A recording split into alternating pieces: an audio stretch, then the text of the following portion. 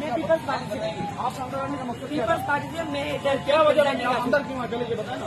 मेरा काम था। क्या आप एजेंट है क्या? नहीं मैं चीफ एजेंट हूँ भैया। जिसकी कार्ड है कार्ड अपना कार्ड दिखा दे। मेरा देखो मेरी आप ऐसे वीडियो नहीं बना। बिल्कुल मनाई क्यों नहीं बनाई? नहीं आपको अलो नहीं है, आपको अलो नहीं है। नहीं मैं गैर मुतल का नहीं हूँ, मैं गैर मुतल का नहीं हूँ। आप ऐसे क्या मैं है? आपकी एजेंट हूँ। मैं आपको अपना एजेंट नामा दिखाती हूँ। ये क्या मसला है? आप बताए ना क्यों? क्या होगा? अच्छा आगे जाते खुद ही मारा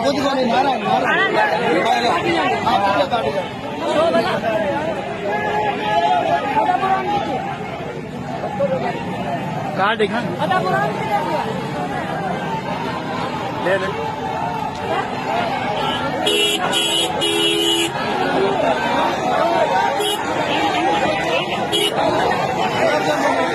क्या